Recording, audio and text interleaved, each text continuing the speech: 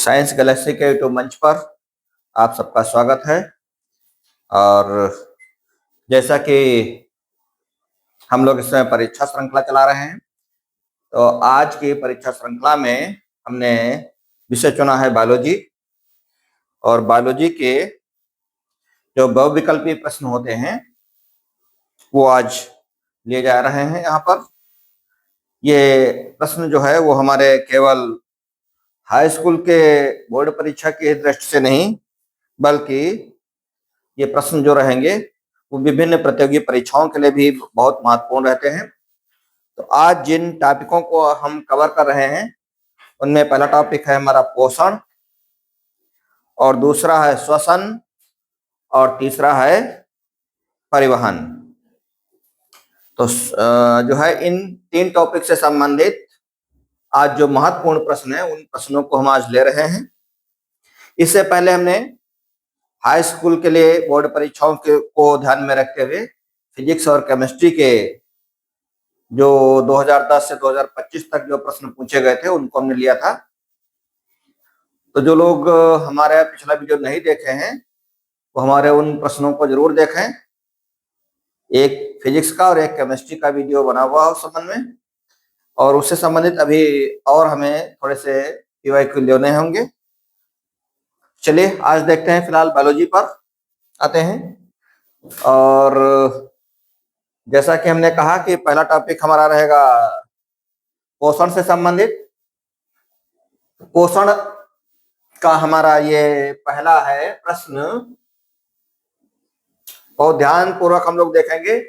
प्रश्नों में अक्सर करके क्या होता है कि प्रश्न को हम लोग थोड़ा सा लापरवाही से ध्यान देते हैं और वहां पर थोड़ी गलती कर बैठते हैं। इसलिए ये ध्यान रखेंगे जरूर कि प्रश्न कहता क्या है। प्रश्न को 2 बार जरूर पढ़ा करें। अब जैसे यहाँ पर पहला प्रश्न ही है कि निम्नलिखित में से कौन सा कथन सही नहीं है। ठीक है, तो इसके कई ऑप्शन सही होंगे, एक जो सही नहीं है उसी पर हमें ध्यान देना है।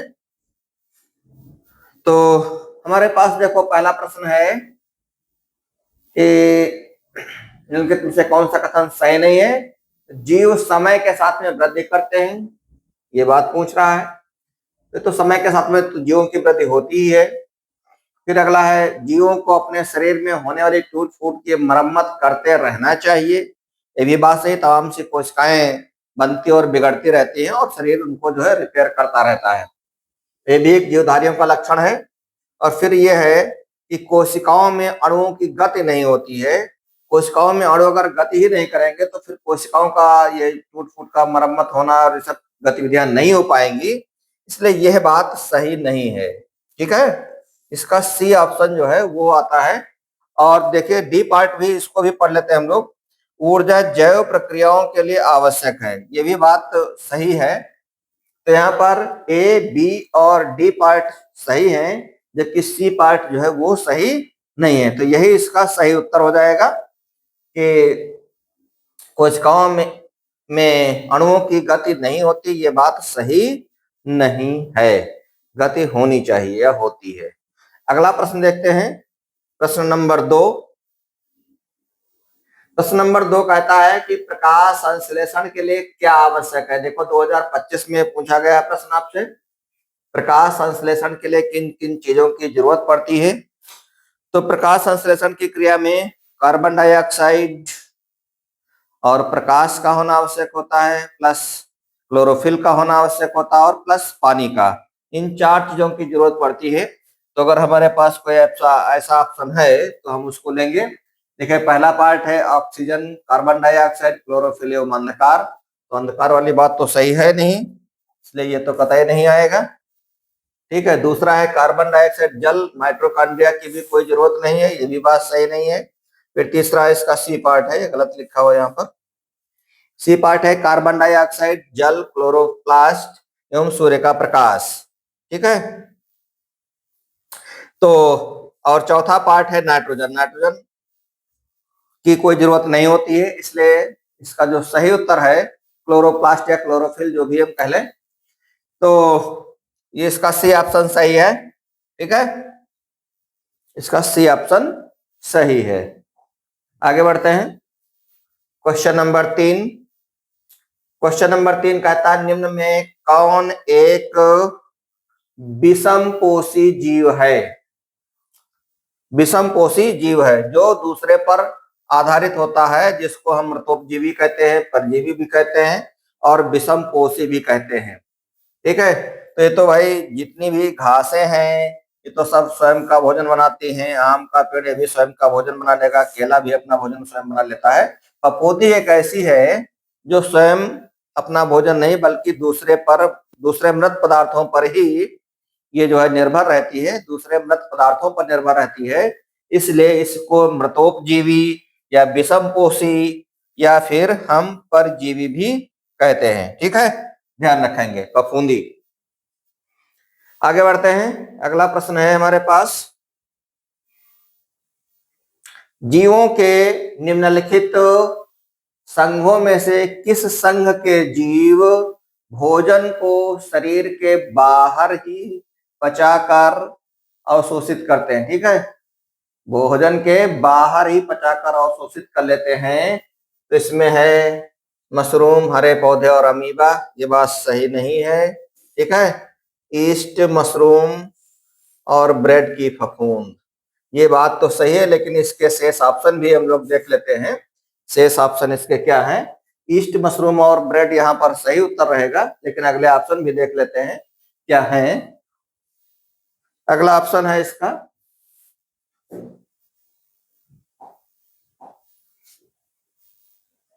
ये पैरामीशियम, अमीबा और अमरबेल, जो कि सही उत्तर नहीं है इसका। और अमरबेल, जू और फिताकम, ये भी सही उत्तर नहीं है। तो जैसा कि हमने अभी बताया था कि आपका इसका उत्तर बी सही है। फिर है अगला सवाल। अगला सवाल है हमारे पास, क्लोरोफिल आवश्यक है। क्लोरोफिल आवश्यक है, किस चीज के लिए आवश्यक है? देखिए, प्रकाश संश्लेषण की क्रिया के लिए, ये बात तो बिल्कुल सही है। प्रकाश संश्लेषण के लिए क्लोरोफिल की जरूरत पड़ती है, उत्सर्जन के लिए जरूरत नहीं पड़ती है, इसके लिए भी जरूरत नहीं पड़ती है और इसके लिए भी जरूरत नहीं पड़ती है। किसके लिए जरूरत पड़ती है? प्रकाश संश्लेषण के लिए क्लोरोफिल की आवश्यकता होती है प्रकाश संश्लेषण के लिए। ठीक है, अगला क्वेश्चन है हमारे पास, छठा क्वेश्चन। छठा क्वेश्चन कहते हैं कि बताइए निम्नलिखित समीकरणों में से कौन सी समीकरण प्रकाश संश्लेषण प्रक्रिया को जो है वो हो प्रकाश संश्लेषण प्रक्रिया की समीकरण है। ठीक है, तो प्रकाश संश्लेषण की क्रिया में क्या होता है? कार्बन डाइऑक्साइड और पानी, सूर्य का प्रकाश और पर्णहरिम या क्लोरोफिल जिसको कहते हैं। ठीक है, तो चलिए देखते हैं इसका।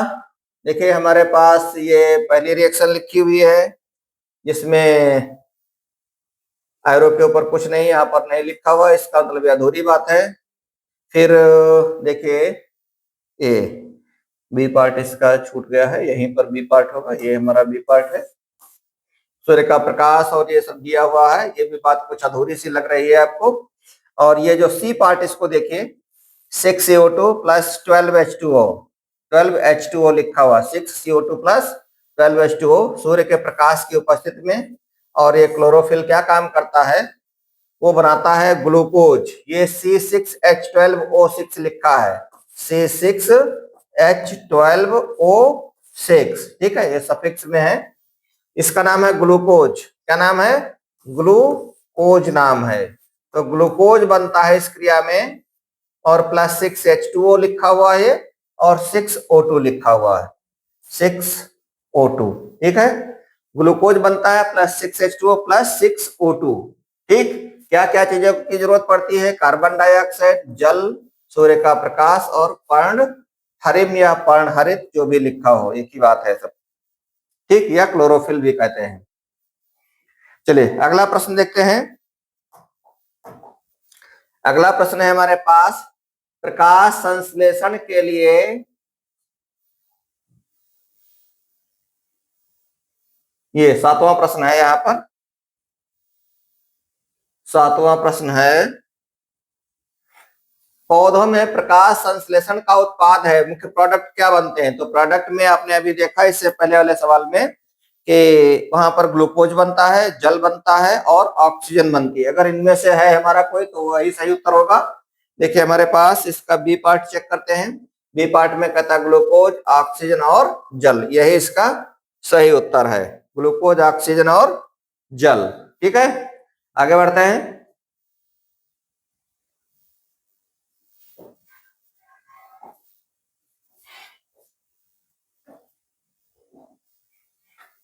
अगला सवाल, प्रकाश संश्लेषण प्रक्रम के दौरान क्या नहीं संश्लेषित होता है? क्या नहीं, ठीक है, क्या नहीं संश्लेषित होता? तो अभी पहले सवाल से मिलता जुलता है, इसके पहले वाले सवाल से।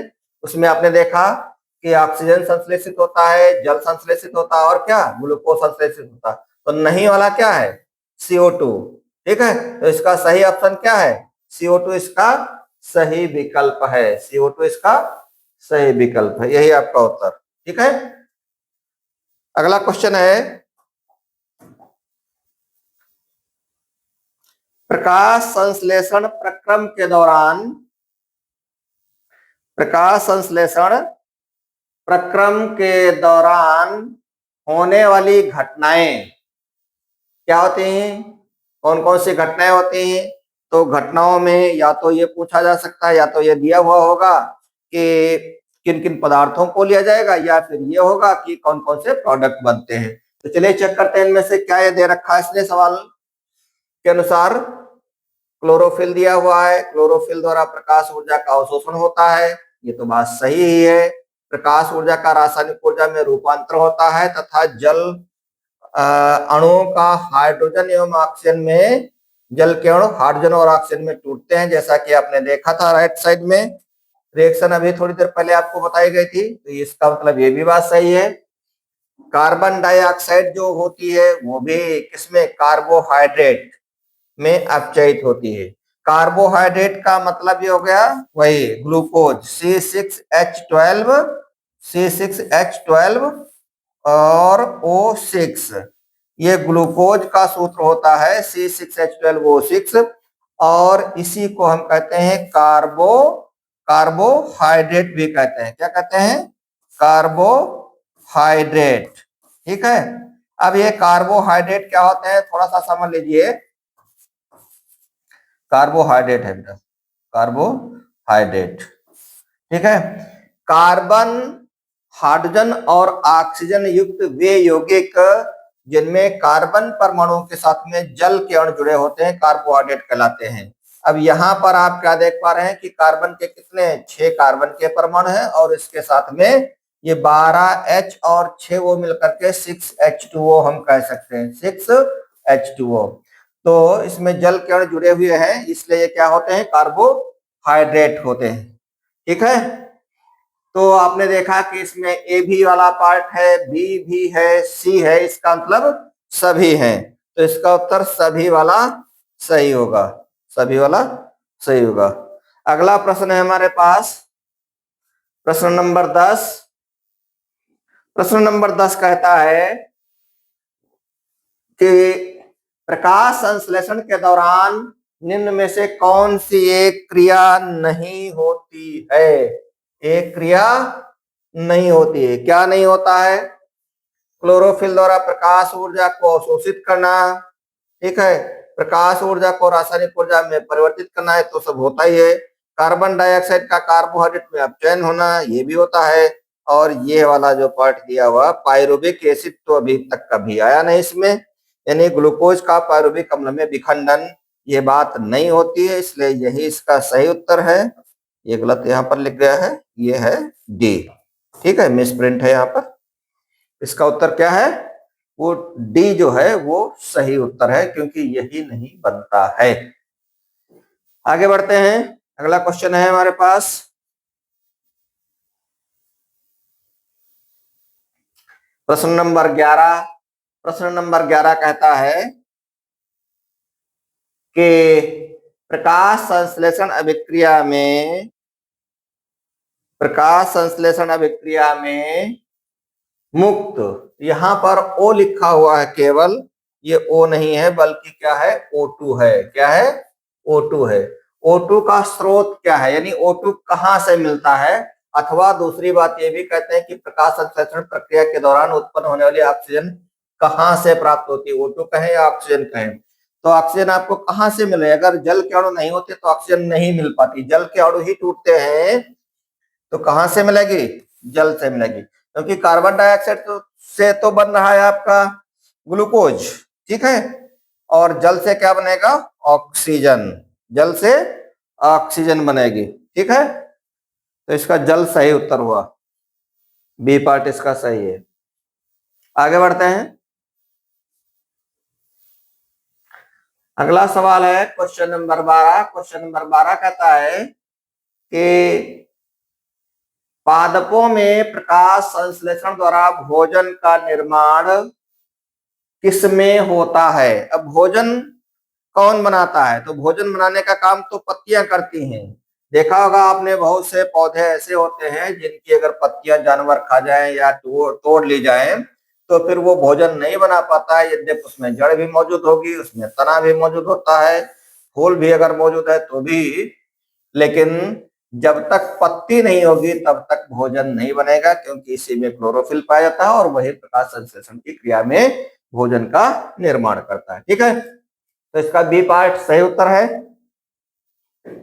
आगे बढ़ते हैं, अगला सवाल है कि स्वापोषी में संचित आंतरिक ऊर्जा क्या होती है।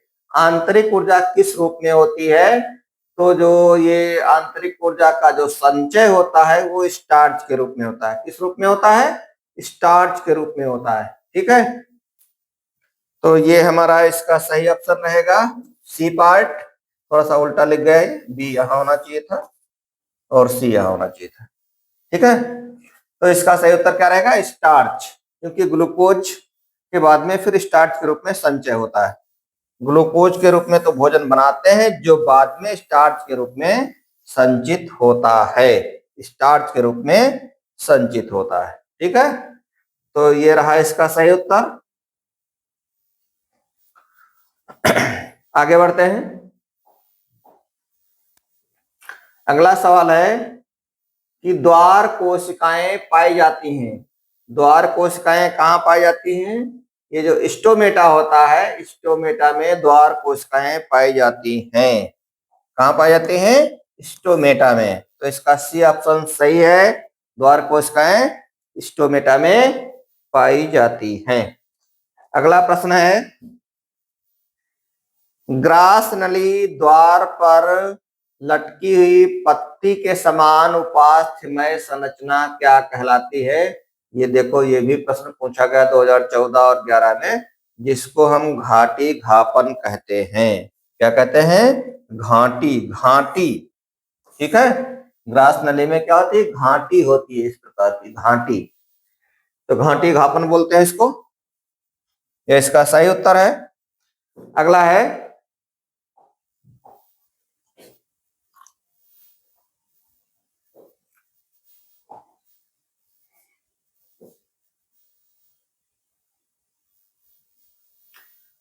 अगला प्रश्न है कि प्रत्येक जबड़े में अग्र चवर्णकों की संख्या कितनी होती है। ठीक, अग्र चवर्णक, चवर्णक, क्रंदक, के सब उसके दांतों के नाम होते हैं ना। तो अग्र चवर्णकों की संख्या पूछ रहा है हमसे, तो ये 1 जोड़ी, 2 जोड़ी, 3 जोड़ी, और जो है ये यहाँ पर एक इसका डी पार्ट छुटा हुआ है, ठीक है, 4 जोड़ी। डी पार्ट क्या होगा, 4 जोड़ी, 4 लिख देते हैं, हिंदी में लिख देते हैं 4 जोड़ी, ठीक है। यही इसका सही उत्तर भी है। प्रत्येक जबड़े में अग्र चवर्णकों की संख्या कितनी होती है, 4 जोड़ी होती है। 4 जोड़ी का मतलब 8 हो जाएंगे, ठीक। 2018 में पूछा गया है। अगला प्रश्न है, मनुष्य में दूध के दांतों की संख्या कितनी होती है भाई, 20 मामला है। मनुष्य में दूध के दांतों की संख्या 20 होती है। कितनी, 20। अग्र चवर्णक हो जाते हैं 4 जोड़ी और 20 दांत होते हैं हमारे दूध वाले। ठीक, ये इसका सही उत्तर है। अग्र चवर्णक दांत दूध के समय में नहीं होते, यानी दूध वाले दांत उनको नहीं कहते। अगला फिर है क्वेश्चन नंबर 18। क्वेश्चन नंबर 18 कहता है मनुष्य में लार ग्रंथियों की संख्या कितनी होती है? लार ग्रंथियों की संख्या पूछ रहा, 2 जोड़ी, 4 जोड़ी, 3 जोड़ी, ठीक है। और ये भी यहां पर होना चाहिए था 5 जोड़ी, ठीक है। तो लार ग्रंथियों की संख्या होती है 3 जोड़ी। बी ऑप्शन इसका सही उत्तर है। 3 जोड़ी लार ग्रंथियां पाई जाती हैं। 3 जोड़ी का मतलब 6, 3 जोड़ी का मतलब हो गया 6 लार ग्रंथियां पाई जाती हैं। अगला प्रश्न है प्रश्न नंबर 19। और प्रश्न नंबर 19 कहता है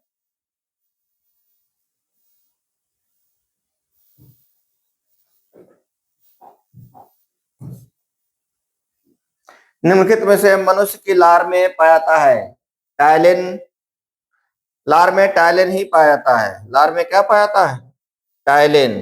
टायलिन इसका सही उत्तर है, ठीक है। बहुत बार ये क्वेश्चन पूछा था, इसलिए सभी को मालूम होना चाहिए टायलिन। फिर है जठर रस। अगला है सवाल, जठर रस में निम्नलिखित में से कौन सा नहीं पाया जाता है? जठर रस में निम्नलिखित में से कौन सा नहीं पाया जाता है, ठीक है। तो जठर रस में पेप्सिन भी पाया जाता है, जठर लाइपेज भी होता है, ठीक है। ट्रिप्सिन भी नहीं, रेनिन पाया जाता है और ट्रिप्सिन नहीं पाया जाता है, ठीक है। तो इसका सही ऑप्शन क्या रहेगा? एक मिनट, इसका सही ऑप्शन रहेगा हमारा सी पार्ट। ट्रिप्सिन नहीं पाया जाता है, ठीक है। ट्रिप्सिन नहीं पाया था, पेप्सिन, रेनिन और जठर लाइपेज ये सब पाए जाते हैं। अगला प्रश्न है प्रश्न नंबर 26। और प्रश्न 26 कहता है कि प्रश्न 26, क्या दिक्कत हो गई भाई?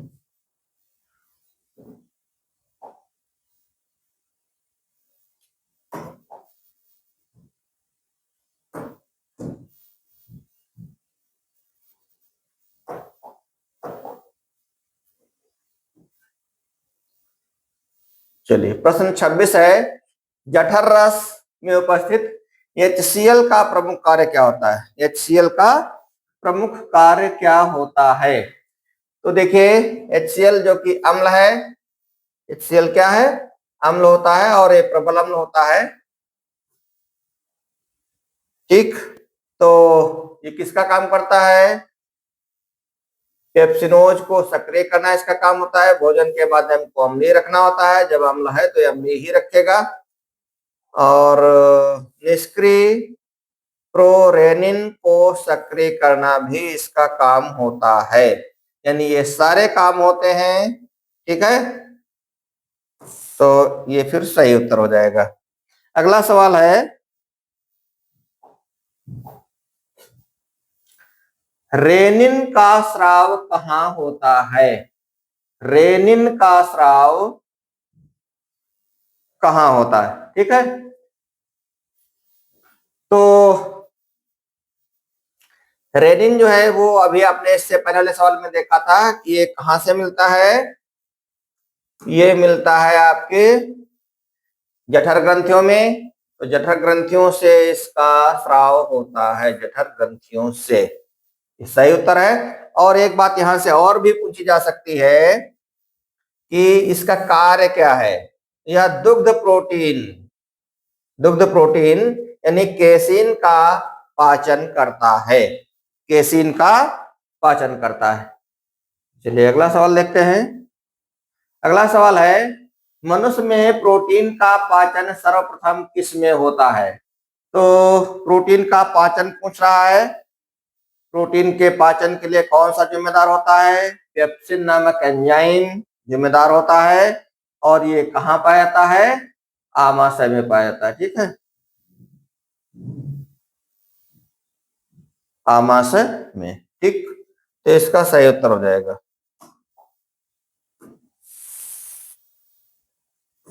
पेप्सिन एंजाइम द्वारा प्रोटीन का पाचन होता है।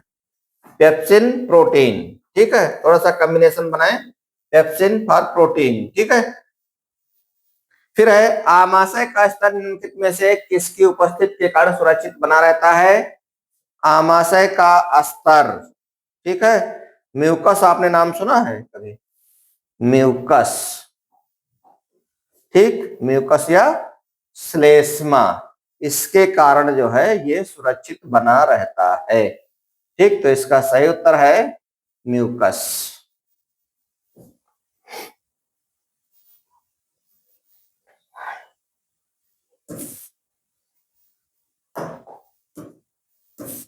सही उत्तर म्यूकस है। ठीक है, आगे बढ़ते हैं। Question number 30। क्वेश्चन नंबर 30 कहता है आहार नल की जो संरचना है यह क्या होती है? निश्चित क्या आकार की संरचना क्या है? तो ये संरचना ग्रहणी कहलाती है। क्या कहलाती है? ग्रहणी।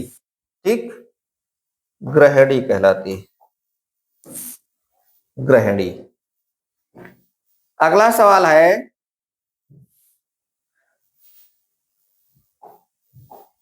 Question number 31। पित्त रस का निर्माण कहाँ होता है? अथवा पित्त रस का संश्लेषण क्या होता है या पित्त रस का स्राव क्या होता है? ये सवाल हमसे पूछा गया 2024 में। ठीक है, सवाल बहुत महत्वपूर्ण है और लड़के इसमें गलती करने के चांसेस है उनके, क्यों गलती कर सकते हैं, इसलिए इसको बहुत जरा गौर से समझिएगा। यहाँ पर दो ऑप्शन है जिन पर लड़के ध्यान दें।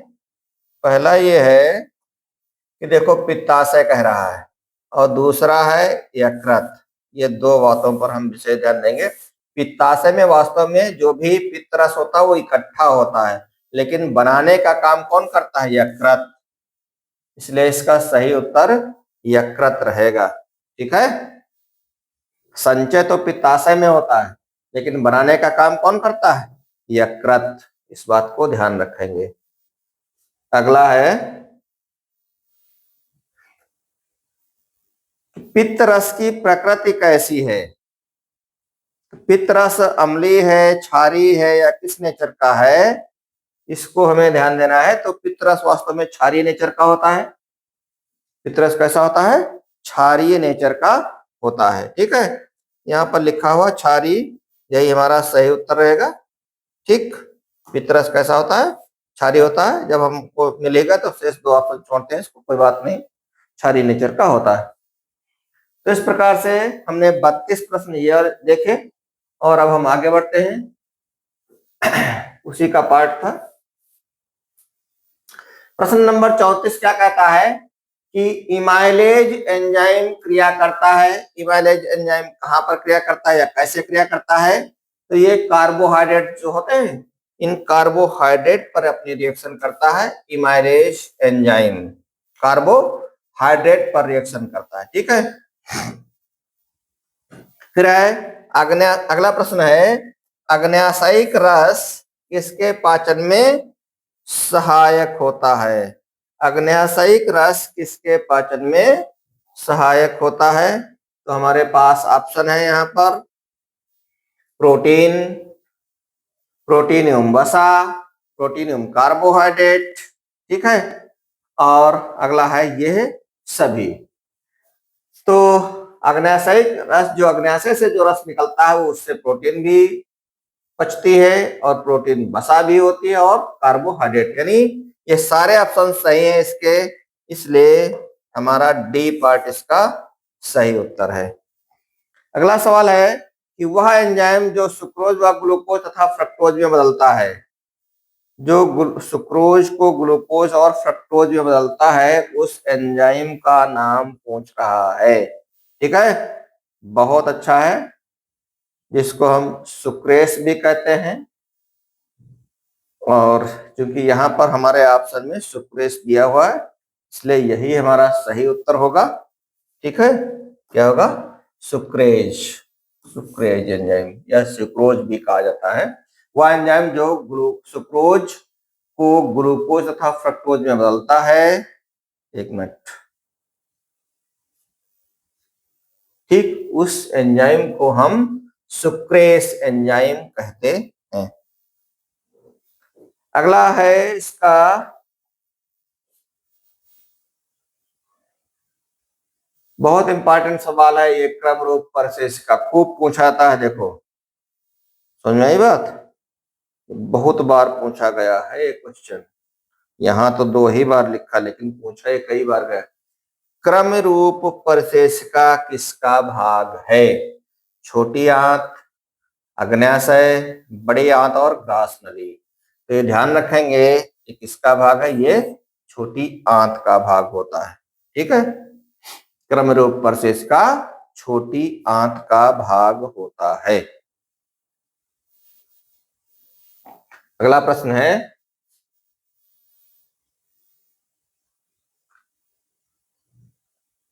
मनुष्य के शरीर में कौन सबसे लंबी ग्रंथि है? ठीक, मनुष्य के शरीर में कौन सबसे लंबी ग्रंथि है या सबसे बड़ी ग्रंथि है? तो सबसे बड़ी ग्रंथि इसमें यकृत होता है। यकृत के बारे में आप जान लीजिए कि जो यकृत होता है, ये मनुष्य के शरीर की सबसे बड़ी ग्रंथि है, और इसका भार जो है वो 1.5 किलो के 1.5 केजी के आसपास होता है। ठीक है, अगला पार्ट, अगला है, यकृत किस चीज का स्रावित करता है? ठीक है, तो अभी इससे पहले से जो प्रश्न आया था, वहां पर भी यकृत की बात की गई थी। तो आपने देखा था यकृत किस चीज का निर्माण करता है? पित्तरस का। यकृत पित्तरस का निर्माण करता है, अभी थोड़ी देर पहले यही प्रश्न आया था। ठीक, इसलिए ये हमारा डी पार्ट इसका सही उत्तर है।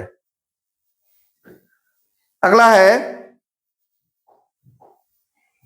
रसायनकुरों में वसा, वसा कहले या वसीय अम्ल और ग्लिसरॉल, जो कि इन दोनों का मिश्रण वसा कहलाता है, या अलग अलग रूप में। फिर कहता है कि वसा का अवशोषण किसके द्वारा किया जाता है? वसा का अवशोषण किसके द्वारा किया जाता है? तो इसका सही उत्तर रहेगा, ये जो हमारी आधीर आधीर महावाहिनियां जो होती है ना, उनके द्वारा ये होता है। ठीक है,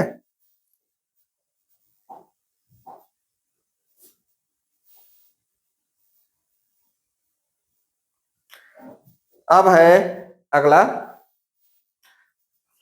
अगला सवाल है, कुछ कथन और कारण पर आधारित सवाल पूछे जाते हैं, पूछे जाने लगे हैं। पहले इस प्रकार के सवाल नहीं पूछे जाते थे, लेकिन अब ये सवाल जो है किसी भी कंपटीशन एग्जाम में, और ये जो है आपके हाई स्कूल की बोर्ड परीक्षा में भी पूछे जाते हैं। जरा ध्यान दीजिएगा। कथन है,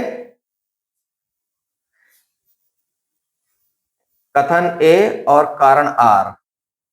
सवाल को देखते हैं कि इस खंड में दिए गए प्रत्येक प्रश्न में कथन तथा कारण दिए गए हैं, और प्रत्येक प्रश्न के 4 विकल्प दिए गए हैं। 4 विकल्प दिए गए हैं, और हमें ये देखना है कि क्या वो उनमें से कौन सही है और कौन गलत है। ठीक है, तो कथन ए तथा कारण आर दोनों सत्य हैं, तथा कथन आर और कथन ए का सही स्पष्टीकरण अभी यहाँ पर प्रश्न नहीं आया है। हम प्रश्न देखते हैं, और ये हमारा प्रश्न है। फिर इनके पाठ को जरा पढ़ लेते हैं। कथन ए तथा कारण आर दोनों सत्य हैं, परंतु आर जो है वो कथन ए का सही स्पष्टीकरण नहीं है। सी पार्ट कहता है कथन ए सत्य है, परंतु कथन कारण आर जो है वो असत्य है। और डी पार्ट इसका बनेगा कथन ए असत्य है, परंतु कारण आर सत्य है। इस प्रकार से हमको डिफाइन करना है। अब हमारे पास जो पहला सवाल है वो ये है कि प्रकाश संश्लेषण एक जैव रासायनिक प्रक्रिया है। प्रकाश संश्लेषण एक कैसी प्रक्रिया है? जैव रासायनिक प्रक्रिया है, ये प्रश्न में दिया हुआ है। और फिर आगे क्या कहता है, थोड़ा सा हम इसको लार्ज करते हैं। हाँ, ध्यान से समझिए। प्रकाश संश्लेषण एक जैव रासायनिक प्रक्रिया है, ठीक है, ये बात सही है, ठीक। और कारण आर, यानी कारण जो है, प्रकाश संश्लेषण के दौरान क्या होता है कि प्रकाश ऊर्जा रासायनिक ऊर्जा में परिवर्तित होती है, यह बात भी सही है। अर्थात शर्करा का निर्माण एक रासायनिक प्रक्रिया है, ये बात सही है, ठीक है। अब ये बात अगर सही है तो कारण इसने बताया कि अगर ये रासायनिक प्रक्रिया है तो इसका कारण क्या है कि इसमें ऐसा होता है। ये दोनों बातें सही हैं तो इसका जो स्पष्टीकरण ए का, यानी ये बात का स्पष्टीकरण आर के द्वारा होता है। दोनों सही हैं और ये दोनों बात किसके लिए लागू होती है? ये देखिए सवाल यहाँ पर दिया हुआ है। सवाल के अनुसार कि कथन ए तथा कारण आर दोनों सत्य हैं और जो कारण आर है वो कथन ए का सही स्पष्टीकरण करता है। ये दोनों बातें सही हैं, इसलिए इसका ऑप्शन ए सही है। ऑप्शन ए सही है, ठीक है। तो कायदे से यहाँ पर क्या होना चाहिए था, ये प्रश्न पहले होता और इसके ऑप्शन बाद में होते। ये थोड़ा मिसप्रिंट है यहाँ पर, लेकिन फिर भी हमने आपको समझा दिया है कि क्या दिक्कत है, इससे आपकी समझ में आ गया होता। अगले प्रश्न पर चलते हैं और अच्छा समझ में आएगा।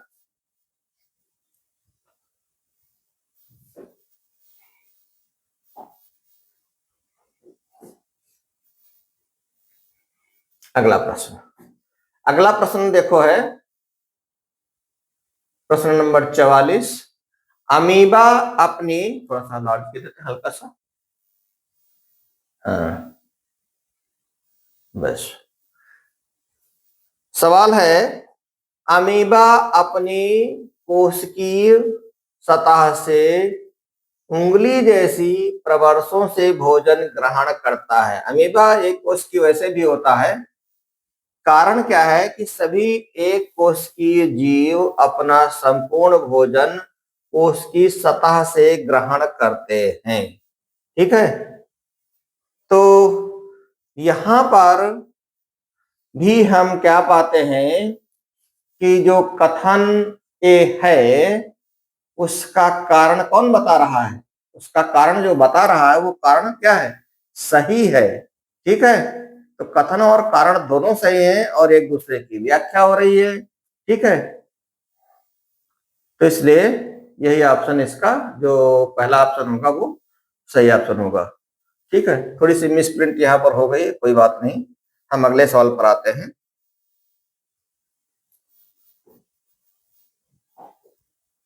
अगला सवाल है हमारा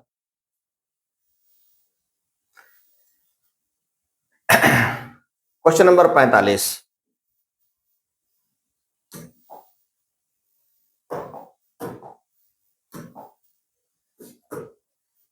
क्वेश्चन नंबर 45 है, आमाशय के जठर रस में उपस्थित, आमाशय के जठर रस में उपस्थित HCl जो है, HCl आमाशय के pH को 1.5 से 2.5 तक बनाए रखता है, परंतु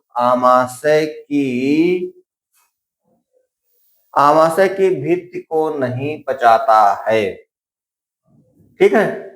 कारण में कहते हैं आमाशय की भित्ति जो है वह श्लेष्म का श्रावण निरंतर करती रहती है, ठीक। तो ये तो बात है कि जो आमाशय में जो जठर रस उपस्थित होता है, देखिए ध्यान देते हैं इसका।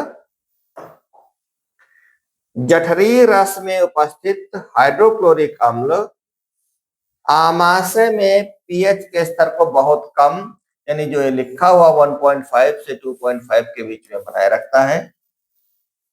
भित्ति को नहीं पचाता है। क्यों नहीं पचाता है? क्योंकि भित्ति की चूसक कोशिकाओं द्वारा श्लेष्मा स्रावित होती है। और यही बात इन्होंने कारण में भी बताया है। तो कारण और कथन दोनों क्या है, सत्य है, और फिर स्पष्टीकरण भी दे रहा है। तो यहां पर देखिए वही बात लिखी गई है कि कथन ए तथा कारण दोनों सत्य हैं, और कारण जो है वो किसकी व्याख्या करता है, कथन की व्याख्या करता है, यानी कथन ए की व्याख्या करता है। चलिए आगे बढ़ते हैं। अगला है हमारा, अब ये जितने भी प्रश्न रहे वो हमारे पहले टॉपिक से संबंधित प्रश्न हो चुके हैं। अब हम लोग टॉपिक 2 पर आएंगे और वहां से जो प्रश्न है उनको हम लोग देखेंगे। टॉपिक 1 जो हमारा पोषण था, उस टॉपिक से संबंधित हमने लगभग आपको जितने क्वेश्चन बताए 45 क्वेश्चन के आसपास, उन्हीं में से कोई ना कोई प्रश्न पूछे जाएंगे। अगर आपका ये टॉपिक ठीक से तैयार है तो आप 2 से 3 नंबर के तो हकदार यहाँ पर हो ही जाते हैं आराम से। अगला है सवाल टॉपिक 2 से, जो कि हमारा श्वसन चैप्टर है, और इसमें से क्वेश्चंस लिए गए हैं। यहाँ पर हम देखते हैं जल्दी से।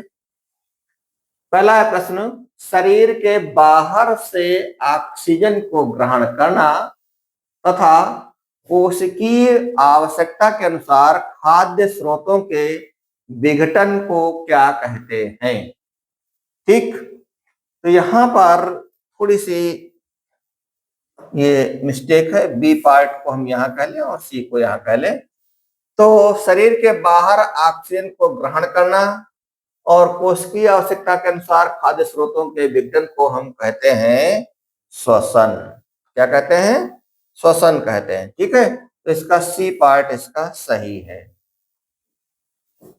सी पार्ट सही है। ठीक है, फिर अगला है दूसरा प्रश्न है कि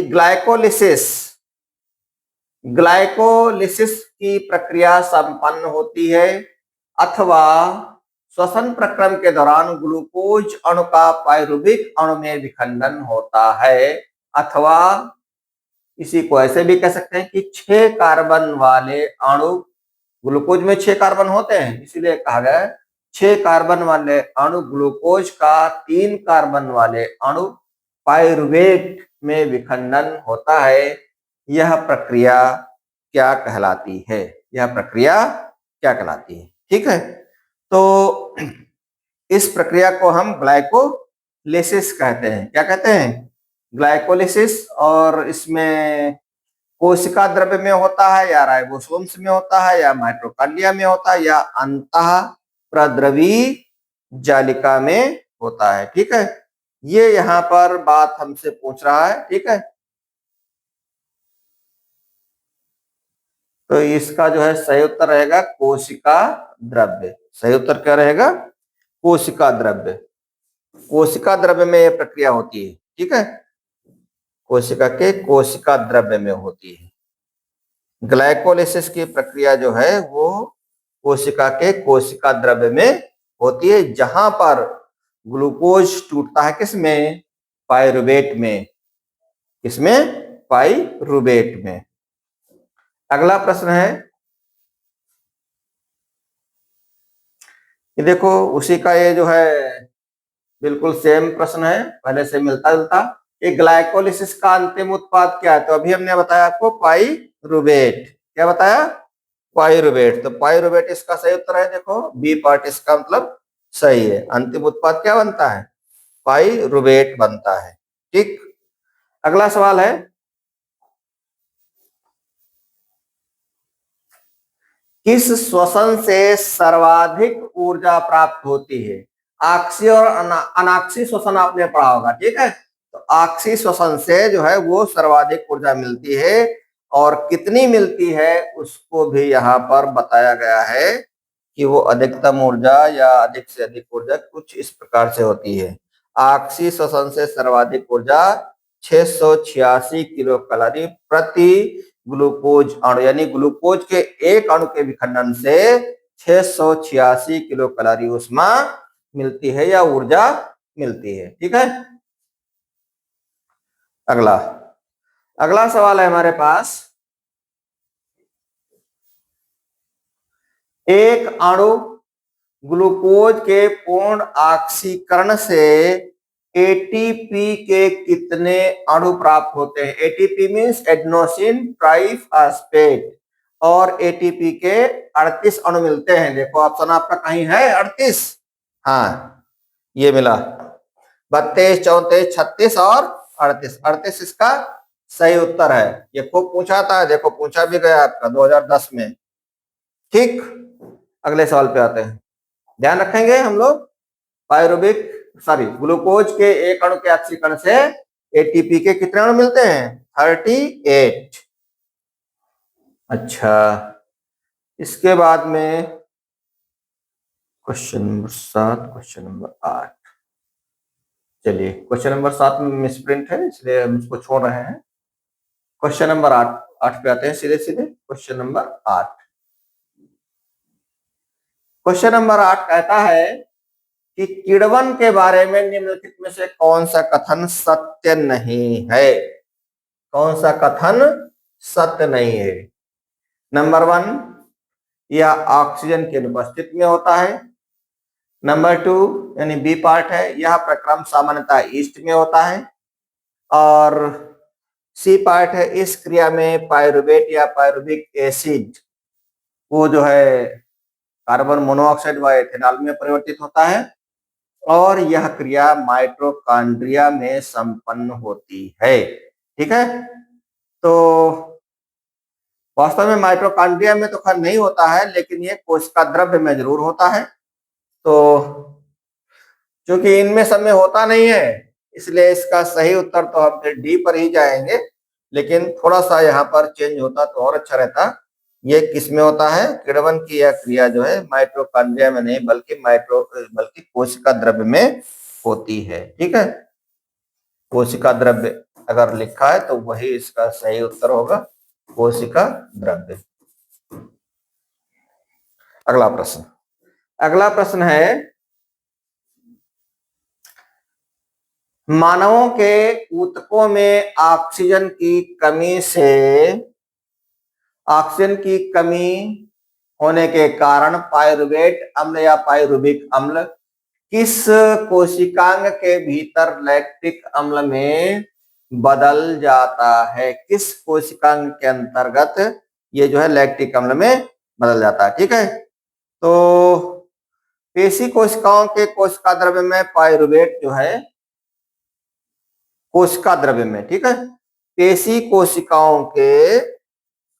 कोशिकाओं के कोशिका द्रव्य में पायरुवेट अम्ल लैक्टिक अम्ल में बदल जाता है। इस बात को हम लोग ध्यान रखेंगे। ठीक है, तो इसका सही उत्तर क्या रहेगा? कोशिका द्रव्य रहेगा, कोशिका द्रव्य रहेगा। ठीक, यहां पर ये गलती, ये पार्ट इसका सही है। अगला है प्रश्न कि अगला प्रश्न है, ऑक्सीजन की कमी से क्रिकेट के खिलाड़ियों की पेशियों में प्रायः खिंचाव उत्पन्न होने लगता है, ऐसा क्यों होता है? तो इसके दो ऑप्शन यहाँ पर दिए हुए हैं, पायरुवेट के एथेनॉल में बदलने के कारण, पायरुवेट के ग्लूकोज में बदलने के कारण, और दो ऑप्शन मिलेंगे ग्लूकोज के पायरुवेट में ना बदलने के कारण, और चौथा पार्ट है इसका पायरुवेट के लैक्टिक अम्ल में बदलने के कारण। तो इसका सही उत्तर तो यही है जो डी पार्ट हमारा है। ठीक है, तो डी पार्ट इसका सही उत्तर है कि कभी कभी क्या होता है कि पायरुवेट के लैक्टिक अम्ल में बदलने के कारण जो खिंचाव उत्पन्न होता है। ठीक है, अगला प्रश्न है, निम्नलिखित में से कौन सा या से कथन सही है? तो कथन देखिए हम लोग पढ़ते हैं जल्दी से। कथन पढ़ते हैं, पायरुवेट को ईस्ट की सहायता से एथेनॉल और कार्बन डाइऑक्साइड में बदला जा सकता है। वायवीय जीवाणुओं में किण्वन होता है, माइटोकॉन्ड्रिया में किण्वन होता है। ठीक, और किण्वन अवायवीय श्वसन का ही एक रूप है। अब यहाँ पर ये तमाम से पार्ट्स दिए हुए हैं, कथन ए और कथन थर्ड, सेकंड और फोर्थ, फर्स्ट और फोर्थ, ठीक है, और सेकंड और थर्ड, ठीक है। तो यहाँ पर हम क्या पाते हैं, देखिए थोड़ा सा हम शॉर्ट के देते हैं, दिखाई पड़ रहा होगा उम्मीद करते हैं, अब आप समझिए। कथन वन कहता है कि पायरुवेट को ईस्ट की सहायता से एथेनॉल और कार्बन डाइऑक्साइड में बदला जा सकता है। ये बात सही है, ठीक है, ये बात सही है आपकी। और अगली बात यह है कि जो किण्वन है, किण्वन की क्रिया में क्या होता है कि श्वसन का ही एक रूप है, ठीक। तो इसका सी पार्ट देखिए, सी पार्ट में फर्स्ट और फोर्थ को लिया गया है, इसलिए सी पार्ट इसका सही उत्तर है, ठीक है। आगे बढ़ते हैं। अगला सवाल है, ऊर्जा की मुद्रा है, ऊर्जा की मुद्रा है। यहां पर प्रश्न को ऐसे भी पूछा गया है, इसलिए थोड़ा सा हम छोटा कह देते हैं और मैं पढ़े देता हूं, ध्यान से समझिएगा आप लोग। ऊर्जा की मुद्रा है डीएनए, डीएनए ऊर्जा की मुद्रा नहीं होती है। एटीपी इसका सही उत्तर होगा, चलिए पढ़ लेते हैं। एटीपी, आरएनए, फिर ये लिखा हुआ है एटीपी, एटीपी नहीं होगा, यहाँ होगा एडीपी होगा, ठीक है। चलिए देखते हैं, या हो सकता है ये लिखा हो, देखो रिपीट कर गया वास्तव में। क्लोरोफिल है, क्लोरोफिल, ठीक है। अथवा कोशिकीय प्रक्रम में ऊर्जा मुद्रा है, माइटोकॉन्ड्रिया, ग्लूकोज, पायरुवेट, ठीक।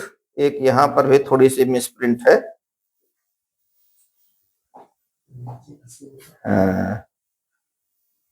नासा झिल्ली, देखो इसका नासा झिल्ली डी पार्ट है, ठीक है। तो हमने अभी पहले बताया जैसा कि ऊर्जा का जो घर होता है वो एटीपी ही होता है। तो कहीं पर भी इस टाइप का क्वेश्चन रहेगा तो आप एटीपी को सही टिक करेंगे, ठीक है, ध्यान रखिएगा। हम अगले क्वेश्चन पर बढ़ते हैं, इस पर समय नहीं खर्च करते हैं, अगले क्वेश्चन पर बढ़ते हैं। अगला क्वेश्चन है, मनुष्य के नासा मार्ग से अंदर आने वाली वायु के ताप एवं नमी नियमन के कार्य में सहायक झिल्ली है। कौन सी झिल्ली सहायक होती है, उसको हम श्लेष्मा कहते हैं, श्लेष्म कला या श्लेष्मा, ठीक है। तो श्लेष्म कला इसका सही उत्तर है, ठीक है। अगला क्वेश्चन है क्वेश्चन नंबर 14। क्वेश्चन नंबर 14 कहता है कि निम्नलिखित में से कौन सा विकल्प ध्वनि पेटिका के बारे में गलत है। देखो सही नहीं पूछ रहा है, बल्कि क्या कहता है, गलत है, ठीक। इसलिए हमने बार बार कहा आपको प्रश्न बहुत ढंग से पढ़ लेंगे। यह एक अस्थिल पेटिका है, ठीक है, अस्थिल पेटिका तो होती नहीं है, ठीक है। ग्लाटिस और लेरिक्स में खुलती है, ये तो बात सही है। भोजन निगलने के समय ग्लाटिस और एपिग्लाटिस से ढक जाता है, जो भोजन को लेरिक्स में जाने से रोकता है, उपयुक्त सभी, ठीक। तो इसका पहला पार्ट जो है वो गलत ठहरता है, बाकी सभी बातें जो है वो सही होती हैं, इसलिए हमें तो गलत का चुनाव करना है, इसलिए ए पार्ट इसका सही है। आगे बढ़ते हैं जल्दी से। अगला है, श्वास नली की लंबाई कितनी होती है भाई। श्वास नली की लंबाई, बहुत अच्छा सवाल ये भी है। श्वास नली की लंबाई 10 से 12 सेंटीमीटर, ठीक। और इसका व्यास भी कभी कभी पूछ जाता है कि कितनी मोटी होती है, तो व्यास होता है इसका 1.5 से 2.5 सेंटीमीटर, 1.5 से 2.5 सेंटीमीटर इसका व्यास होता है और 10 से 12 सेंटीमीटर लंबी होती है। बहुत अच्छा प्रश्न है। अगला प्रश्न, अगला प्रश्न कहता है कि फुफ्फुस गुहा में भरे तरल का क्या कार्य है। फुफ्फुस गुहा में भरे तरल का क्या कार्य है। फेफड़ों की आघात से सुरक्षा करना, फुफ्फुसावरण को नम तथा चिकना बनाना, और इसी में अगला है इसका कि फुफ्फुसावरण को घर्षण मुक्त रखना और उपरोक्त सभी। तो जितनी भी बातें इससे पहले कही गई वो सारी बातें सही हैं, क्योंकि अगर ऐसा नहीं होगा तो फिर दिक्कत हो सकती है, इसलिए सारे प्रश्न इसके यानी सारे विकल्प सही हैं, तो फिर डी पार्ट को हम सही करेंगे, यानी बी पार्ट इसका सही उत्तर है। ठीक है, फिर अगला प्रश्न भी बहुत महत्वपूर्ण है, ये खूब पूछाता है, ये भी प्रश्न खूब पूछाता है। चलिए देखते हैं जल्दी से इसको। फुफ्फुसी कोशिकाएं कहाँ पाई जाती हैं? ठीक है, फुफ्फुसी कोशिकाएं कहाँ पाई जाती हैं? स्टोमेटा में या यकृत में या गुर्दे में या फेफड़े में? फुफ्फुस फेफड़ा या फेफ को जो है हम एक को बनाते हैं। ठीक है, जैसे अभी हमने इससे पहले बताया था, बिल्कुल उसी प्रकार का प्रश्न है, तो फा को फा से टैली कर लेते हैं। ठीक, यही सही उत्तर रहेगा। आगे बढ़ते हैं, थोड़ा सा स्पीड बढ़ा रहे हैं क्योंकि काफी प्रश्न है, मैं चाहता हूं कि अधिक से अधिक प्रश्नों को आपके सामने रख सकूं, और जो कठिन है उनके तो जवाब आपको बिल्कुल दिए ही जा रहे हैं। कुछ चीजें हैं जिनको आपने पहले से कहीं कहीं पढ़ ही रखा है। जल्दी से अगला सवाल देखते हैं। क्वेश्चन नंबर 18 कहता है कि कूपिका यानी वायु कोशिका पाई जाती है, कहां पर पाई जाती है? फेफड़ों में या यकृत में या आमाशय में या जीभ में? तो वायु कोशिकाएं, वायु से संबंधित जो भी प्रश्न बनते हैं ज्यादातर वो कहां से? फेफड़े से संबंधित होते हैं, इसलिए इसका सही उत्तर क्या रहेगा? फेफड़ा। सही उत्तर क्या रहेगा इसका? फेफड़ा। अगला सवाल है, मानव में गैसों का आदान प्रदान होता है किसके द्वारा? कूपिका के द्वारा या कंठ के द्वारा? अभी आपने कूपिका से संबंधित इससे पहले वाला सवाल भी देखा। ठीक, तो कूपिका ही इसका सही उत्तर रहेगा। कूपिका इसका सही उत्तर रहेगा कि कूपिका के द्वारा गैसों का आदान प्रदान होता है। कूपिका के द्वारा गैसों का आदान प्रदान होता है। ठीक, फिर है अगला सवाल, वायु कोश किन कोशिकाओं से बनता है? वायु कोश सल्की प्रकार की होती है। किस प्रकार की? सल्की नेचर की, यानी सल्की उपकला से बनता है। सही उत्तर क्या रहेगा? सल्की। बाकी ये सब गलत है इसके। अगला प्रश्न, अगला प्रश्न कहता है कि वायुमंडल से श्वसनांगों द्वारा शुद्ध वायु ग्रहण करना और अशुद्ध वायु को बाहर निकालना क्या कहलाता है? शुद्ध वायु को ग्रहण करना और अशुद्ध वायु को बाहर निकालना, यह कहलाता है श्वासोच्छ्वास। श्वास का उच्छ्वास यानी बाहर निकालना। ठीक, तो ये संधि करके बनाया गया है, दो शब्दों को संधि करके बनाया गया है, तो इसका नाम हो जाएगा श्वासोच्छ्वास। अगला प्रश्न, अगला प्रश्न है, अंतः श्वसन के समय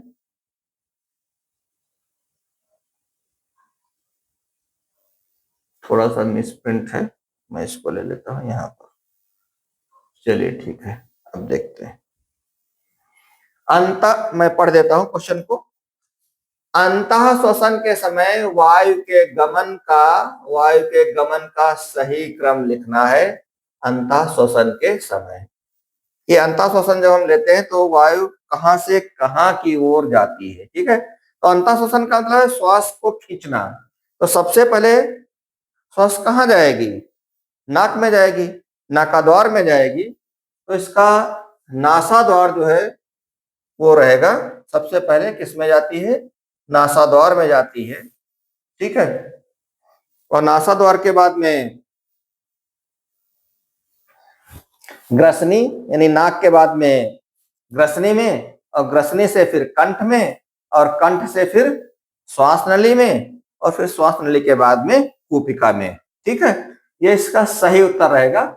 तो कायदे से यहाँ पर जो है वो ए और बी पार्ट्स, उनको एक तरीके से टैली करना होता है, एक क्रम में क्रमबद्ध करना होगा। चलिए देखते हैं इसका सही उत्तर क्या मिलेगा। सबसे पहले तो रहेगा नासाद्वार, नासाद्वार के बाद में ग्रसनी, ग्रसनी के बाद में कंठ, और कंठ के बाद में फिर श्वास नली और फिर कूपिका। तो इसको आप अलग से नोट कर ले क्योंकि यहाँ पर थोड़ी सी गलती है।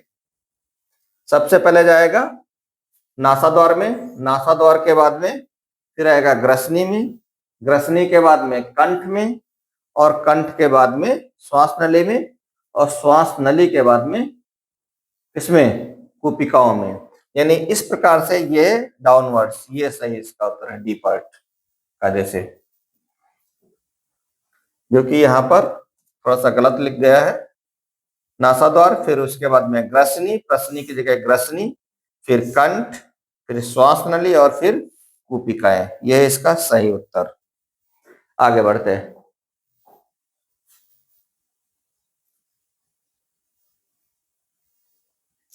अगला है हीमोग्लोबिन महत्वपूर्ण भूमिका निभाता है। ठीक, हीमोग्लोबिन जो है वो श्वसन में बहुत महत्वपूर्ण भूमिका निभाता है। अगर हीमोग्लोबिन कम होगा तो श्वसन कहीं न कहीं, श्वसन जो वर्णक होते हैं उनको प्रभावित करता है, इसलिए ये श्वसन में हम कह सकते हैं कि बहुत आवश्यक चीज है। ठीक, फिर अगला पार्ट है, ये भी बहुत इंपॉर्टेंट क्वेश्चन है, क्वेश्चन नंबर 24। क्वेश्चन नंबर 24 कहता है लाल रुधिर रुधिराण है, ऑक्सीजन का परिवहन निम्नलिखित में से किस रूप में होता है? तो लाल रुधिराण जो ऑक्सीजन का जो परिवहन करते हैं वो ऑक्सी हीमोग्लोबिन, ऑक्सी हीमोग्लोबिन के रूप में करते हैं। यानी इसका डी पार्ट सही है, डी पार्ट को हम लोग टिक करेंगे, ऑक्सी हीमोग्लोबिन के रूप में। अगला क्वेश्चन,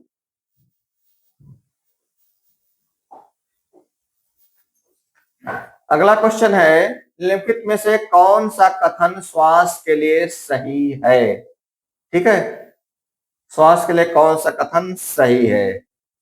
चलिए देखते हैं हमारे पास कथन कौन कौन से लिखे हुए हैं। अंतः श्वसन के समय पसलियों के अंदर की ओर गति करती है, डायाफ्राम ऊपर जाता है, कोशिकाओं में गैसों का आदान प्रदान होता है। इसके अंतर्गत जो कृशिका वायु से ऑक्सीजन रुधिर में मिश्रित होती है और रुधिर से कार्बन डाइऑक्साइड कूपिका वायु में जाती है। फिर है थर्ड पार्ट इसका, हीमोग्लोबिन ऑक्सीजन की तुलना में कार्बन डाइऑक्साइड के लिए अधिक बंधुता रखते हैं। और चौथा है गैसों के आदान प्रदान के लिए कूपिकाएं जो होती हैं वो सतह को बढ़ाती हैं, कूपिकाएं सतह को बढ़ाती हैं। यह एक बात सही लग रही है। और देखिए क्या इससे पहले भी कोई बात सही लग रही है? पहला पार्ट जो है, जब हम अंतः श्वसन लेते हैं तो पसलियां जो है वो अंदर की ओर गति करती हैं और डायाफ्राम ऊपर की ओर उठता है। यह भी बात आपको जो है वो क्या है, पसलियां ऊपर उठती हैं और डायाफ्राम वास्तव में चपटा होता है, इसलिए इसको हम सही नहीं कह सकते हैं। फिर इसमें सेकंड पार्ट इसका सही होगा। तो सेकंड और फोर्थ पार्ट इसके सही उत्तर है, इसलिए उत्तर डी इसका जो है वो है सही उत्तर।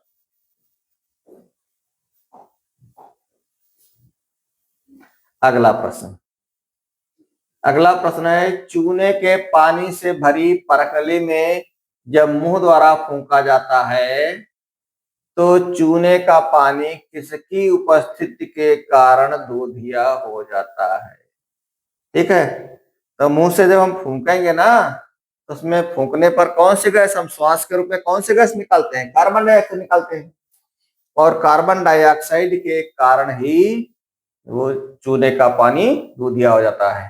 ठीक, हम लोग इसका प्रयोग करते हैं केमिस्ट्री में कि कार्बोनेट का जब टेस्ट करते हैं तो कार्बोनेट के टेस्ट के समय जब हम कोई भी साल्ट लेते हैं, अगर उसमें कार्बोनेट है तो उसमें जब हम डाइल्यूट HCl या H2SO4 मिलाते हैं तो कार्बन डाइऑक्साइड नामक गैस निकलती है, और वो कार्बन डाइऑक्साइड गैस को अगर चूने के पानी में प्रवाहित करते हैं तो चूने का पानी दूधिया हो जाता है। तो इसका सही उत्तर है आपका बी पार्ट, बी पार्ट को हम टिक करते हैं। अगला है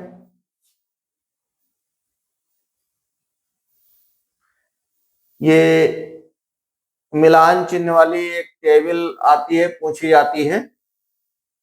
तो चलिए देखते हैं मिलान टेबल क्या है। मैं इसको बना देता हूं जल्दी से।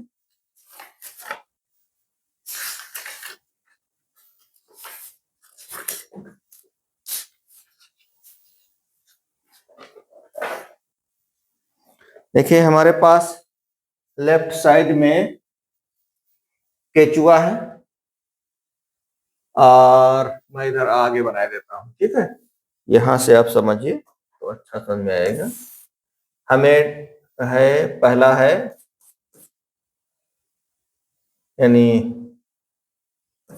ये हम कह सकते हैं केचुआ,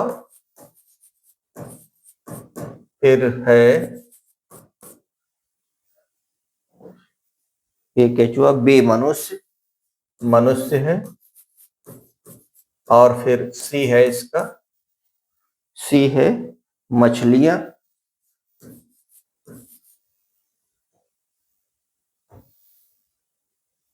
मछलियां, और डी है इसका, डी पार्ट है आपका कीट, ठीक है। डी पार्ट है कीट। और इधर कहता है, मिलान करना है आपको, कि केचुआ के सामने लिखा है आर्द्र त्वचा, यानी 1 नंबर है आर्द्र त्वचा। आर्द्र, आर्द्र यानी नम, आर्द्र माने नम, नम त्वचा, ठीक है। और दूसरा है, दूसरा यहां पर लिखा है क्लोम, क्लोम, ठीक। और तीसरा है, तीसरा है फेफड़ा, फेफड़ा। और चौथा है यहां पर, चौथा दिया हुआ है ट्रेकिया। चौथा क्या है? ट्रेकिया दिया हुआ है, ट्रेकिया, ठीक। अब केचुआ जो है, केचुआ अब ये कहता है कि श्वसन किस प्रकार से करता है, निम्नलिखित जंतु जो है वो श्वसन किस प्रकार से करते हैं, ठीक। तो अब इसमें दो एक को पकड़ने का प्रयास करिए, बाकी जो है वो उससे वहीं से उत्तर मिलने शुरू हो जाते हैं। अब केचुआ जो है वो नम जगहों पर रहता है, आपने देखा होगा अक्सर करके बारिश के दिनों में मिलता है। तो यहाँ पर नमी देखिए, ये हमारा पहला पार्ट ये नमी से संबंधित है, इसलिए इसका मिलान तो ये हो सकता है ए भाई, केचुए का मिलान हम यहां से कर सकते हैं कि केचुआ हमारा, एक मिनट,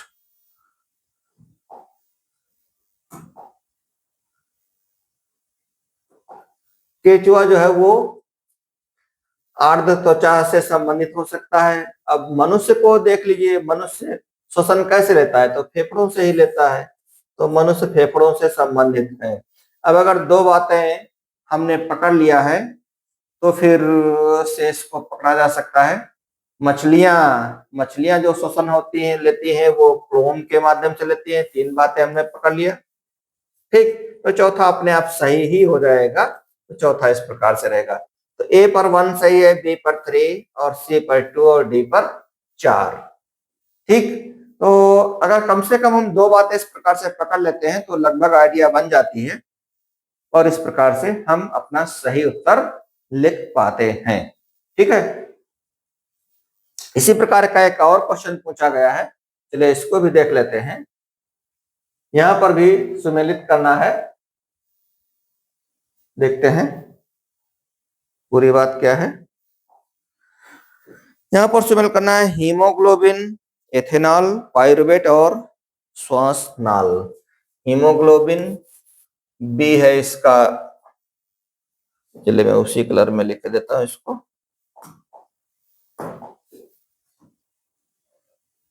बी है यहां पर, बी है एथेनॉल, एथेनॉल, और सी है आपका, सी पर पाइरुवेट दिया है। पाइरुवेट कहें या पाइरुविक एसिड कहें एक ही बात है, पाइरुवेट, या पायरुवेक एसिड, एक ही बात होती है भैया। और डी पार्ट है इसका, डी पार्ट है श्वास नाल, श्वास नाल, ठीक है। और इधर हमको सुमेलित करना है जो, वो इधर 1 2 3 हम कह ले 1 2 3 4, तो सुमेलित करने में आपका है उपास्थि छल्ले, ये 1 पर लिखा है उपास्थिल, उपास्थिल छल्ले, उपास्थिल छल्ले। और 2 नंबर पर लिखा है आरबीसी, आरबीसी। और 3 नंबर पर लिखा है ईस्ट, ईस्ट, ईस्ट लिखा हुआ ईस्ट। और 4 नंबर पर आपका लिखा है ग्लाइकोलाइसिस, 4 नंबर पर है ग्लाइकोलाइसिस या लेसिस, लाइसिस लिखा है, तो जो लिखा हमने वही लिख दिया, ग्लाइकोलाइसिस कहें चाहे ग्लाइकोलिसिस कहें, ठीक है। अब इसको सुमेलित करना है और उन्हीं में से आपको सही उत्तर छांटना है, ठीक है। तो देखिए, हीमोग्लोबिन किससे संबंधित रहता है? हीमोग्लोबिन का संबंध रहता है, हीमोग्लोबिन का संबंध किससे रहता है? आरबीसी से रहता है। किससे रहता है? आरबीसी से। और एथेनॉल का जो प्रोडक्शन होता है वो ईस्ट की उपस्थिति में होता है, ठीक। अब 2 बातें कम से कम हमको सही मिल जाती हैं, तो फिर यहीं से हमको ऑप्शन मिल जाया करते हैं। प्राय लिखा होता है कि कौन सा ऑप्शन सही है, कौन सा गलत है। यहाँ पर हालांकि हमने चारों ऑप्शन नहीं लिखे हैं, लेकिन अभी अगर लिखे जाए तो, अब जो पायरुवेट होता है, पायरुवेट अभी आपने कई क्वेश्चनों में देखा कि पायरुवेट कैसे होता है, ग्लाइकोलिसिस क्रिया में होता है, और श्वास नाल जो है वो फिर इससे संबंधित हो जाता है। तो देखिए, ए पर 2, बी पर 3, सी पर 4 और डी पर 1, इस प्रकार से सुमेलित हो जाता है। और जो भी इसका ऑप्शन सही इस प्रकार से पाया जाएगा उसको हम आसानी से लिख पाते हैं, ठीक है। चलिए आगे बढ़ते हैं।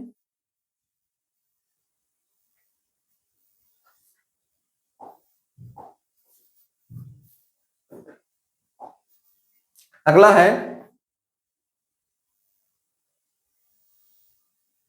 अब हम आते हैं अगले चैप्टर पर। ये हमारा श्वसन से संबंधित जो भी सवाल रहे वो सब हमारे हो गए हैं। अगला चैप्टर है हमारा परिवहन। परिवहन का मतलब है जिसको हम परिसंचरण भी कहते हैं, नया नाम इसका परिवहन भी कहा गया है, परिसंचरण तंत्र या परिवहन, ठीक है, एक ही बात है। चलिए, पहला प्रश्न है, निम्नलिखित में से किस जंतु में खुला रुधिर परिसंचरण होता है? ठीक, तो ये सब खुला रुधिर परिसंचरण जो है वो जितने भी कीट होते हैं उनमें सब में पाया जाता है। तो कीट यानी बी पार्ट, कीट माने यहाँ पर जो है क्या है, बी पार्ट सही इसका उत्तर है। तो ये आर्थ्रोपोडा संघ भी कहा जाता है, आर्थ्रोपोडा संघ। तो आर्थ्रोपोडा संघ या कीट जितने भी होते हैं उनमें सब में खुला रुधिर परिसंचरण होता है, ठीक है। फिर इसके बाद में अगला जो प्रश्न है बहुत महत्वपूर्ण प्रश्न है, और ये कई बार बोर्ड परीक्षाओं में और विभिन्न कंपटीशन एग्जाम में पूछा गया है कि रुधिर परिसंचरण की खोज किसने की थी, या खोज करने वाले वैज्ञानिक का नाम बताओ। विलियम हार्वे, विलियम हार्वे इसके लिए जाने जाते हैं, इसलिए इसका सही उत्तर रहेगा विलियम हार्वे। रुधिर परिसंचरण की खोज किसने की? विलियम हार्वे ने, ठीक है। फिर अगला प्रश्न है यहाँ पर तीसरा प्रश्न इस चैप्टर का, और इसमें पूछते हैं कि लाल रुधिराणुओं का जीवन काल, यानी लाल रुधिर कणिकाओं का, रुधिराणुओं का मतलब हो गया रुधिर कणिकाओं का जीवन काल कितना होता है? तो ये आरबीसी जो होते हैं ना, इनका जीवन काल है 120 दिन का। तो इसका सही उत्तर क्या रहेगा? 120 दिन, यानी ऑप्शन ए इसका सही उत्तर है, ठीक। लाल रुधिराणुओं का जीवन काल कितना होता है? तो हम क्या बताएंगे? 120 दिन। 120 दिन। अगला सवाल है कि निम्नलिखित में से कौन सी रुधिर कणिकाएं शरीर में आए हुए हानिकारक जीवाणुओं को नष्ट करती हैं? निम्नलिखित में कौन सी रुधिर कणिकाएं शरीर में हानिकारक जीवाणुओं को नष्ट करती हैं? तो इसके लिए होता है WBC। ठीक है, WBC का शरीर में होना बहुत आवश्यक है। अगर WBC कम हो जाएंगी तो फिर जीवाणुओं से रक्षा हमारी हो पाना मुश्किल हो जाता है। ठीक है, WBC या श्वेत रक्त कणिकाएं। ठीक, अगला प्रश्न है रुधिर का थक्का बनाने के लिए आवश्यक होता है। तो रुधिर का थक्का बनाने के लिए अब यहाँ पर सोडियम क्लोराइड दिया हुआ है, आयोडीन दिया हुआ, पोटेशियम दिया हुआ और कैल्शियम दिया हुआ है। कैल्शियम की संयोजकता यहाँ पर सबसे ज्यादा है और ये आवश्यक भी होते हैं।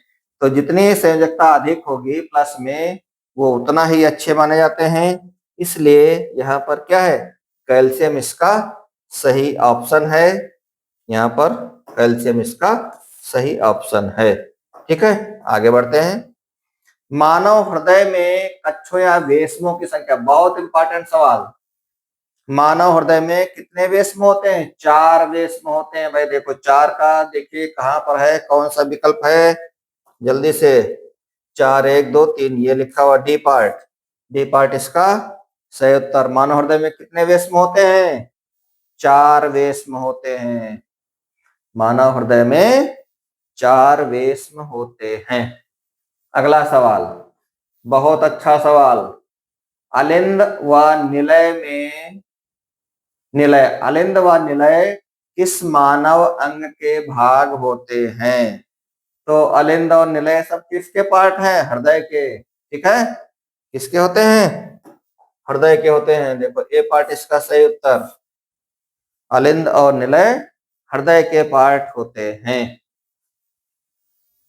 अगला है मनुष्य का हृदय 1 मिनट में कितनी बार? सभी लोग जानते हैं कि वही 72 से 75। क्या सही उत्तर रहेगा? 72 से 75 बार। ज्यादा भी हो सकता है इससे, लेकिन ये औसत बताया गया है।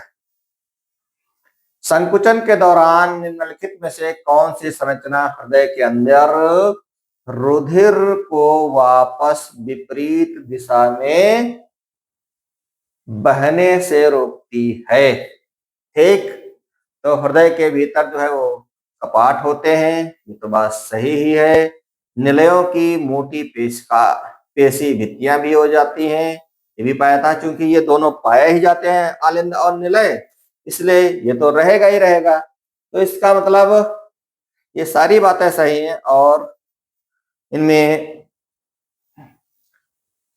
अंदर रुधिर को वापस विपरीत दिशा में जो बहने से रोकता है, वो बहने से रोकने के लिए तो भाई जो है फिर इसका बी पार्ट ही सही होगा।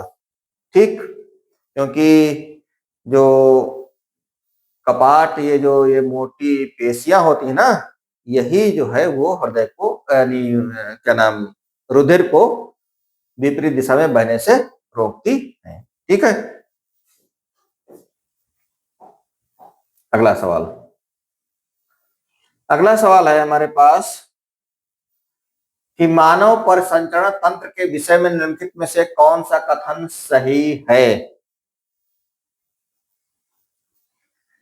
चलिए देखते हैं। रुधिर केवल ऑक्सीजन का वहन करता है तथा कार्बन डाइऑक्साइड का वहन नहीं करता है। ये तो बात भाई नहीं समझ आती है, क्योंकि ये दोनों चीजें होंगी जब कार्बन डाइऑक्साइड और ऑक्सीजन दोनों होना चाहिए, इसलिए बात सही नहीं है। फिर मानव हृदय में 5 कोष होते हैं, नहीं 5 तो होते नहीं, अभी आपको बताया गया था कितने होते हैं? 4 होते हैं। फिर तीसरा पार्ट कहता है कि वाल्व रुधिर के पश्च प्रवाह पर रोक को सुनिश्चित करता है। यही बात अभी इससे पिछले सवाल में भी पूछी गई थी कि यह बात जो है वो सही लग रही है यहाँ पर। ठीक है, और चौथा पार्ट देखो कहता है कि हृदय में ऑक्सीजन बहुल और ऑक्सीजन न्यून दोनों रुधिर मिश्रित होते हैं। लेकिन यहाँ पर सी पार्ट आपका सही उत्तर रहेगा। ठीक, आगे बढ़ते हैं। हृदय एवं शिराओं में उपस्थित वाल्व रुधिर के पश्च प्रवाह, नहीं ये तो है अगला 11वां नंबर क्वेश्चन। 11वां नंबर क्वेश्चन कहता है कि ऊतकों से बाहर आने वाले रुधिर में किसकी मात्रा अपेक्षाकृत अधिक होती है। ऊतकों से बाहर आने वाले रुधिर में, अंदर जाने वाली बात नहीं कहता, बाहर आने वाले रुधिर में किसकी मात्रा अधिक होती है। तो जो अंदर जाता है उसमें तो ऑक्सीजन की मात्रा अधिक होती है, और जो बाहर आता है उसमें किसकी, कार्बन डाइऑक्साइड, उसमें कार्बन डाइऑक्साइड की मात्रा अधिक होती है। ठीक, अगला सवाल क्वेश्चन नंबर 12 है, बहुत इंपॉर्टेंट क्वेश्चन है, खूब पूछाता है कि पल्मोनरी शिरा कहां पर खुलती है या रुधिर लाती है। ये बहुत इंपॉर्टेंट क्वेश्चन है, और ये जो है यहाँ पर पल्मोनरी या फुफ्फुसी एक ही बात है। ये शिराएं बाएं अलिंद में खुलती हैं, और इनका काम क्या होता है, फेफड़ों से शुद्ध रुधिर कणिकाएं लाती हैं। बाएं अलिंद में खुलती हैं, तो ये आपका बी पार्ट इसका सही उत्तर है, बाएं अलिंद में खुलती है। फिर है, दाएं निलय से अशुद्ध रुधिर किस अंग में जाता है। ठीक, तो कहां जाएगा भाई, फेफड़ों में जाएगा शुद्ध होने के लिए। कहां जाएगा, फेफड़ों में, शुद्ध होने के लिए ये फेफड़ों में जाएगा। ए पार्ट इसका सही उत्तर।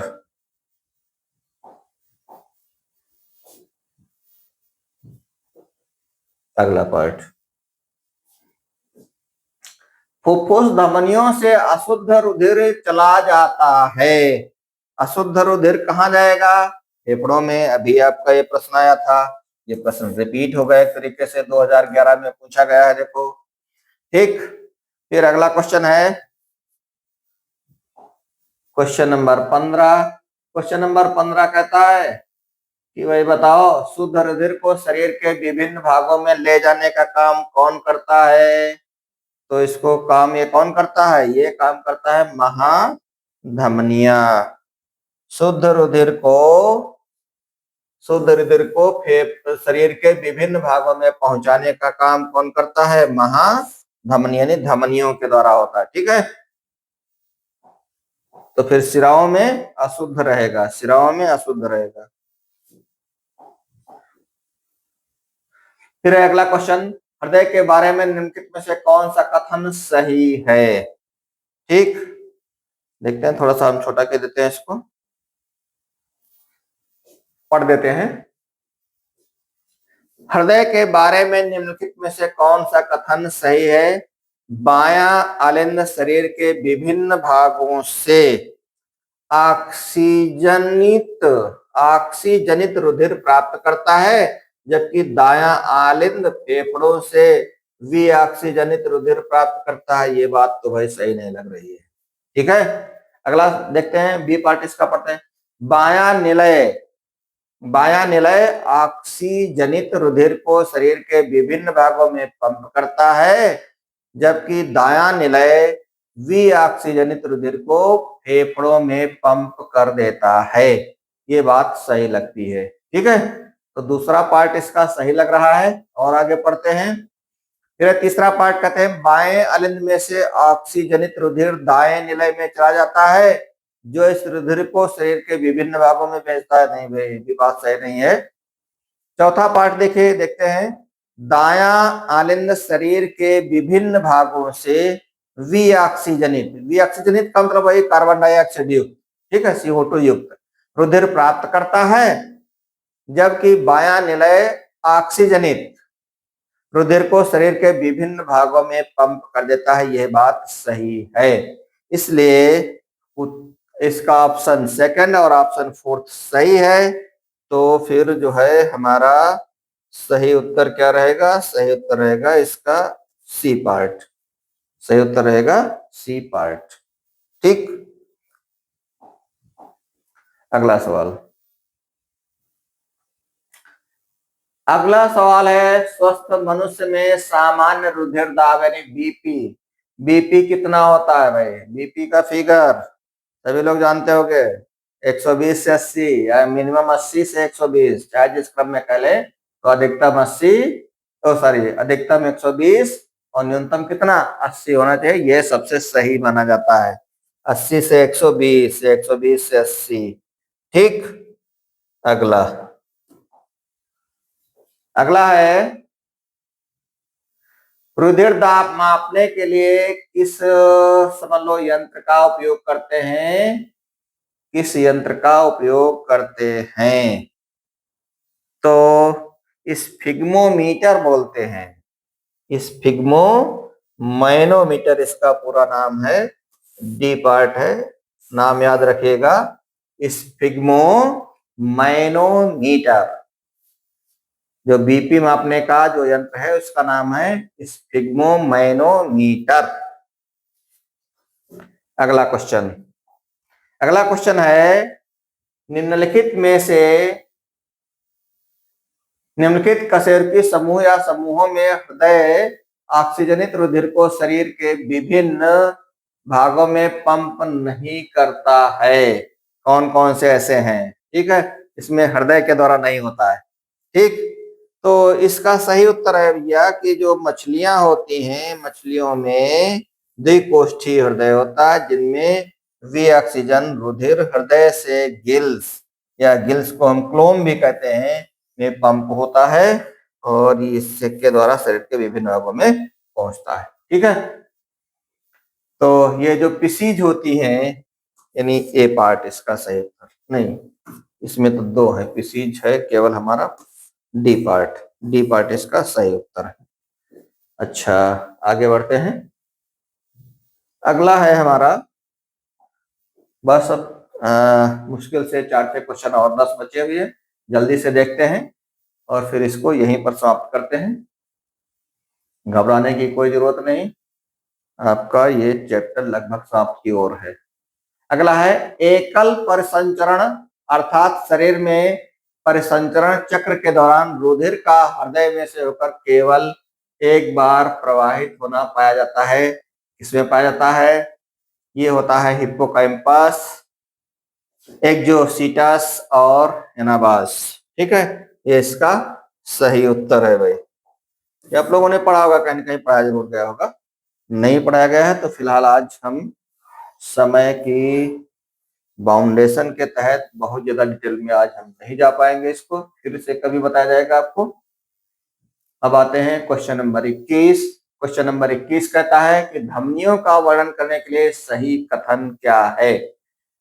तो धमनियों का वर्णन करने के लिए क्या होती हैं कि देखिए लिखा हुआ है, इनकी भित्तियां मोटी प्रत्यास्थ होती हैं, इनकी भित्तियां पतली होती हैं, इनकी भित्तियां मोटी एवं प्रत्यास्थ होती है, इनकी भित्तियां मोटी एवं प्रत्यास्थ होती हैं, और इनमें रुधिर उच्च दाब के साथ में बहता है और रुधिर को हृदय से दूर शरीर के विभिन्न भागों में, तो अभी हमने कहा था कि धमनियों के द्वारा रुधिर का प्रवाह होता है, इसलिए यही इसका सही उत्तर रहेगा, यही डी पार्ट ही इसका सही उत्तर रहेगा।